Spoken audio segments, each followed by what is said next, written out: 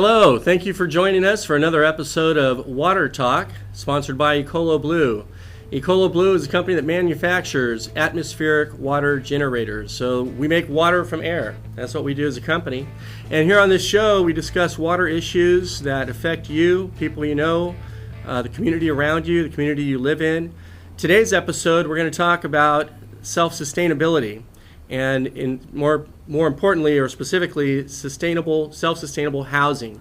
So we have a very special guest that we'll introduce here momentarily. We're going to talk about what you can do in the way of becoming a self-sustainable home for yourself, or if you go out to build a home. And with that said, we'd like to introduce today's guest. Joining us by Skype interview is one of the owners of GreenPod's development, Mr. Kevin Coker. Kevin, you there? I'm here. Thank you for joining us, Kevin. Tell us a little bit about GreenPod's development. I understand this is your 7th year of business now. Is that right?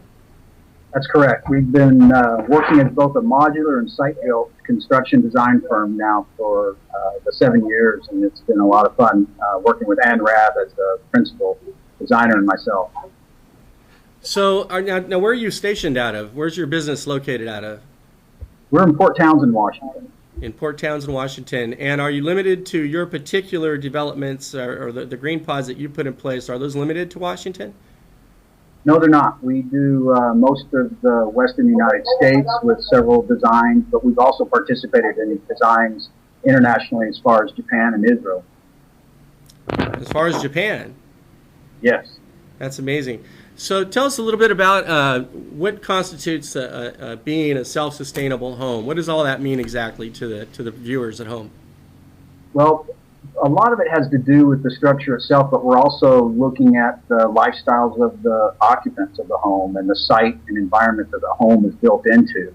A lot of it is what people are familiar with as termed green building, dealing with sustainable, renewable resources for the materials that we're building with, but also very high energy efficiency, performance from the structure, durability and maintenance issues that we look at, alternative energy through wind, and also alternative water sources such as your EcoloBlue and other options like rainwater harvesting. Well, let's talk about that for a second. When someone goes to build a house, and you have a construction background, isn't that correct? Yes, I was a carpenter builder for 10 years before getting an architecture degree and then getting into the design end of it more so than the building. So these GreenPods that you construct, are they your own design? Yes, Ann and myself do the design work, although we do partner up with other designers. Sometimes clients will bring in architects, designers, or consultants who may have a specialty in a particular form of construction, such as slip straw or straw bale or other forms of construction besides structural insulated panels, which is most of our work. Okay, well, I know that we have some pictures we can take a look at. We'll do that on the second portion of the segment. But let's get back to what you were talking about in regards to the building of the home. The materials themselves that you use are green materials. Did I hear that correctly? Yes. For example, a lot of people are familiar with bamboo as a flooring material. And that's a material that can regenerate in approximately 7 years. We look at recycled, reused materials. Cork flooring is another one that a lot of people are aware of. Also, we're looking at the durability of the material. We want to know that a metal roofing or metal siding comes from a certain amount of recycled content, and then in itself, it can be recycled at the end of its use. So there's a lot of different aspects that can go into that durability and reusability of materials. That's fantastic.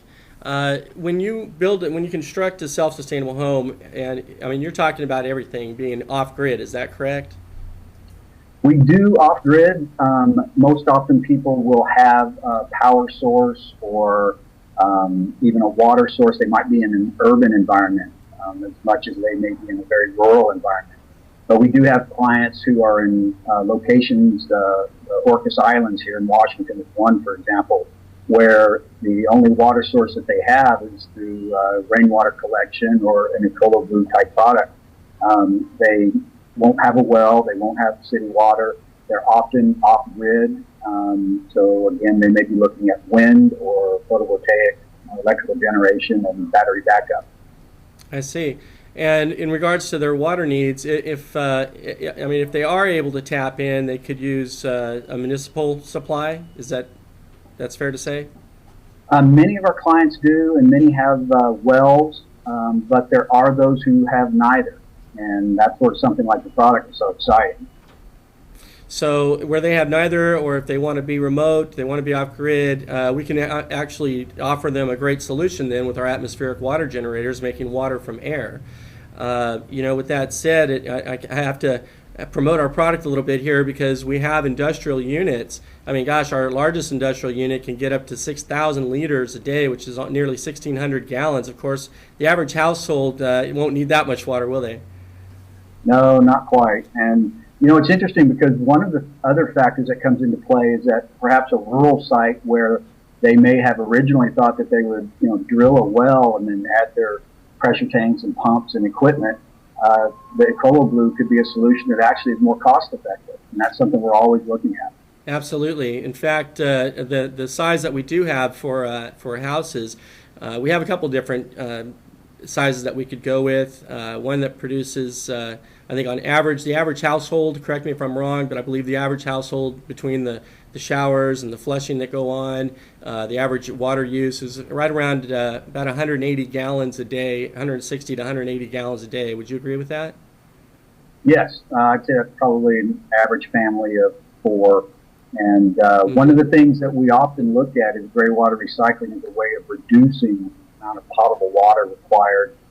So we could reduce that amount in many cases. Well, that's a good point. So, for example, our EcoloBlue 550 or our EcoloBlue 1000 would certainly take care of the needs for an average household. For anybody watching this, please visit our website at EcoloBlue.com, and you can look at our industrial and commercials tabs, and we could talk with you about what would be the best application for your need if you're looking at one of these self-sustainable homes. So Kevin, in regards to the popularity of these types of homes, I mean, I know I'm getting phone calls at our company every once in a while, or more and more often actually, people asking about how they can bring the water solution in. Just from an industry standpoint, what kind of growth have you seen in people making their homes either self-sustainable or building homes like what you guys offer? It's actually grown quite a bit, and more recently, Ann and myself, we've been working in this genre of design in home building for approximately 25 years for myself, 35 years for her. And it's kind of like we felt for quite a while that we were out ahead of the curve a little bit. But now the fact that our population is aging, many people are finding themselves as empty nesters. Probably 3 out of 5 of our clients are people who have large homes, sometimes 2,500, 3,000 square feet. Wow. And it's just the 2 of them, and they understand that it's a lot to maintain and operate, the costs of it, the effort it takes, and their weekends are devoted to the house, realizing that 800 feet, 900 feet, even 600 square feet is plenty of room for them. And often we'll have an additional pod that is a creative space for them. It could be a studio or a office or shop that they use, and then it becomes a guest accommodation when they have the relatives over. Right. Kevin, with that said, I think this is a good opportunity to take a look. I know we said we'd do that in the next segment, but now that we touched on that, I'd like the viewers to see a couple of those pictures. If we can bring them up, Bill, some of the pictures that were provided. I don't know that you can see them on your end, Kevin, but we're looking at a structure that's on a hillside. It looks like it has 3 different sections to it. And now we're looking at another picture that there's a large crane. Now let's talk about that crane for a second. I imagine you run into these situations from time to time where it's difficult, based on the remote areas, to be able to install the GreenPods themselves. Is that correct? It can be, but most often we find that it's easier to get the crane in there for even remote projects than it is to get all the concrete trucks and deliverables to do a site construction. And that's often why the pod will be used as a modular unit. So even the construction of the pod itself, or the installation of the module itself, is in a sense environmentally friendly, isn't it? In comparison, it is. It's much less impact on the site. We don't do all of our homes as modulars. Probably about one job in five, the site and the budget, meet the requirements where it's actually very cost effective. In other cases, they will be site assembled SIP panels that are manufactured in a factory and delivered. So there's several different ways that we can work, and many different foundation types and building systems. That's great. I tell you what, we're going to come back and visit with Kevin. We're going to take a look at some more of these these pictures that are provided that show the different options that are available out there. Keep in mind, if you're looking for self-sustainability, and if you're looking to put one of these homes in place somewhere, you can contact Kevin at GreenPod's development. Kevin will have you talk about where exactly and how exactly they can get in touch with you when we come back. I want to also mention to our viewers that because we do have whole house systems available for you, you can make your own water from air and you can be independent. Kevin, I want to thank you, and stay tuned. We'll be right back. And I want to thank you for joining our show, and we'll talk with you in just a bit.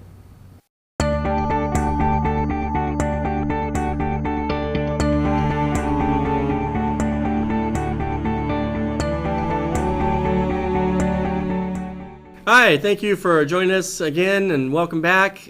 Today's guest is Kevin Coker with GreenPod's development. Kevin is a specialist in self-sustainability homes, building homes in remote areas or anywhere you might like them that you want to be either off-grid or just save a lot of money, help the environment. Kevin, thank you again for being here with us today. Thank you. Hey, I'd like to get into a little more details on the cost and the designs and what a person can, the benefits that a person can expect to have through this. And of course, they can couple it with our technology and make their own water from air. So I think that's fantastic. They can be completely off-grid, and whether they're off-grid or not, they can still use our technology. It's important to know about our technology, getting water from air, because what if your water main busts in your neighborhood? What if there's a natural disaster? I'm very proud to announce that we've been able to send some of our machines over to the Philippines to help with the tragedy that's going on over there. But what if there's a tragedy right in your own backyard, right in your own neighborhood? You need your water independence, and you need to be able to create your own water from air and take advantage of this technology. So please get in touch with us. Visit our website at EcoloBlue, ECOLO Blue, BLUE, EcoloBlue.com. Kevin, Bill, if you can show some of these pictures that Kevin provided. While you're talking, Kevin, we'll go through some of the photos that you provided. But I want to ask you, what is the process? Say I want to get my own self-sustainability home, sustainable home, or if I want to get my own GreenPod, for example, from GreenPod's development, what is the process? There's design, construction. Go ahead and walk us through that real quick. Okay. Well, a lot of clients have come to us with raw land that they're looking to build a home on. But in many cases, there's also people who have existing homes that want a small home in their backyard, guest accommodations, or perhaps a studio for writing. A mother-in-law suite, right? Exactly. And in some cases, they're bringing in their mother-in-law or father-in-law, and they need a livable, universally designed space so that they can get in and manipulate all of the spaces into the shower, into the bedroom, into the kitchen, etc. So we make sure that all of our pods are universally accessible to everyone, regardless of age and mobility issues. And the process itself starts out with preliminary design. We'll sit down and talk and review, because every client is different, every project and site is different, and we'll review their budget, what it is that is most important in their priorities. We do use a design tool. It's a building information model, and it's called SoftPlan, and it does a great job of doing 3D walkthroughs. So our clients, right from the get-go, can actually walk through their design into the living rooms, into the house, wow, backyard. So if I'm on that tour and I see something that maybe I want the bookshelf over there instead, or if I want the fireplace over there instead, you can customize it down to just however I might want that to be. Am I hearing that correctly? Absolutely. Most often it's the windows and door placements. The windows are too small or too large. and they want to really, they'll stand in their kitchen and kind of look towards the living room, make sure that the sight lines look good to them. And that goes on and continues throughout the process as we develop the design. We're adding in more layers of detail and trim. And we can do each of our designs. It could be, for instance, a structural insulated panel or a timber frame, an insulated concrete form. We did a slip straw project. So lots of different systems that we can do. And again, the client often brings with it what they're looking for. They may say, I want a straw bale house. Okay, then that's what we'll be designing. We often have probably more than half of our jobs are structural insulated panels. They're very energy efficient. They're very quick to construct. We did a 1,400 square foot home this summer here in Port Townsend, and it was 7 days. The entire home was erected. They were starting the roofing and the siding, and from breaking ground to moving in was less than 3 months for that family. Wow. So let's just say, I come to you, I say I want to look at getting one of these. In going through the entire design process prior to that breaking ground and constructing the home, what would you say is the total time frame that someone could expect then?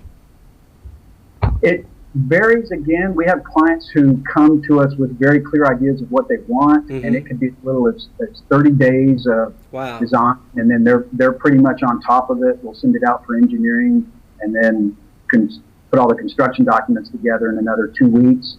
For others, I've had clients be out there as much as 5 years, kind of putting some effort and time into it, and then it sits on the back shelf for a while and then comes back out. But on average, I would say 3 months of design is very common, and then we're ready to submit for permit, and then we just start looking at our schedule for breaking ground.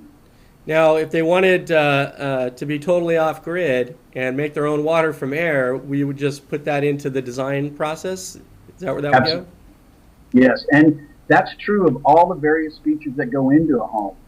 When we understand their priorities, their particular site needs, then it's like a shopping cart. They get to select the various elements that they're going to want. And if they're off-grid, then we'll be looking very closely at the electrical needs of all of the appliances and light fixtures. We have induction lighting now, which uses even less electricity than LED lights.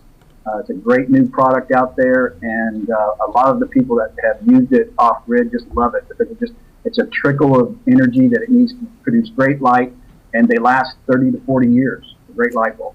They are amazing. I'm very familiar with the induction lights, and not only that, you get the full color spectrum with them. So it's a very bright light, but yet it's not abrasive. It doesn't really hurt to look at it for being as bright as it is. So it can really show off the colors in the home, and it's a great lighting source. I'm really impressed in going through the pictures with the interior photos on how modern the kitchen looks, how modern the living areas look. These designs that you've provided, are they your designs? Are these customers that have come up with this in the past? Or it looks like something you'd find in Home and Garden. They're GreenPod development designs, and Ann Robb, her expertise is in those interiors, and her sense of style and design and proportions is excellent. I mean, she brings a lot to the table. Whenever you get into those interiors, she's the person that can put that together. She does a great job of sitting down with the clients and talking to them specifically about, for instance, in the kitchen, who's doing the cooking, what are they cooking, what utensils are they using, how do you want to lay this out so that it's most efficient, and she comes up with a great design. So let me ask you, Kevin, when you're out doing a land survey on where the site's going to go, or when you're out looking at exactly what their needs are going to be, how often are you running into problems with their need for water? I mean, I can't imagine. A lot of these pictures we're seeing are in the mountains or in remote areas. I know you have something called rain harvesting. Can you tell us about that? Yeah, there are some sites where wells, since we're so close to the ocean, a lot of the properties, view properties are right there on the edge. And we have a problem with saltwater intrusion. And sometimes you're trying to get down deep enough to get that water into your well and get a proper flow, but you can't get it before you've got salt water intruding into your wells. And so without any kind of public water system, you're really limited. And Rainwater Catchment is one tool that we use to allow them to collect whatever rainwater resources they can. And then if they have to augment it with something brought in by truck or carried in, they have to do that. And the great not thing anymore, they don't, right? Oh, and with the EcoloBlue, we're able to just grab it right out of the air, which is, fantastic.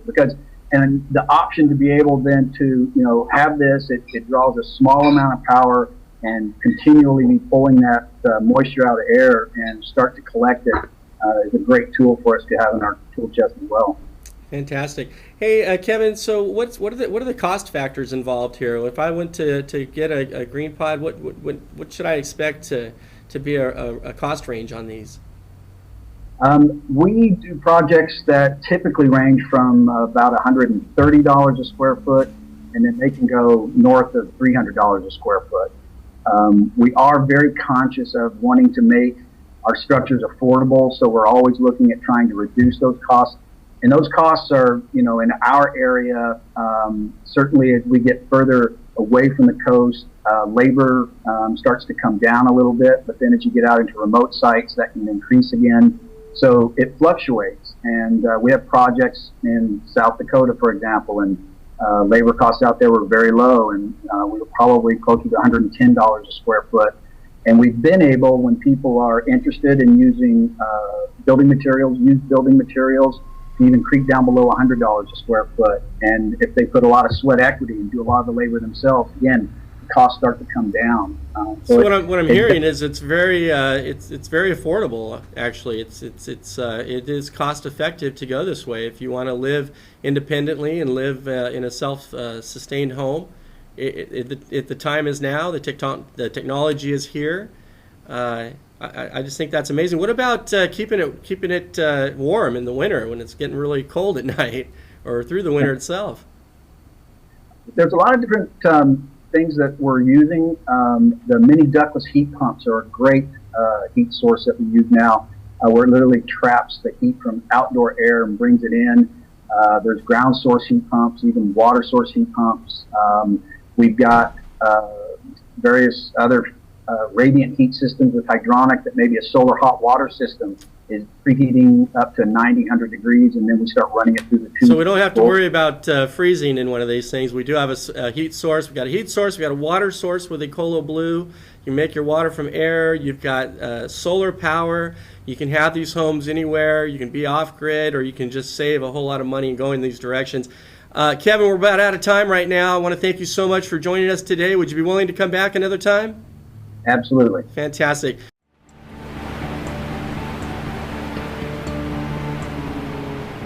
The revolution in water resource management is here. Introducing EcoloBlue's atmospheric water generators. EcoloBlue's generators are able to take humidity right out of the atmosphere and turn that humidity into the cleanest drinking water that you can get. Everyday tap water contains thousands of different particles in it.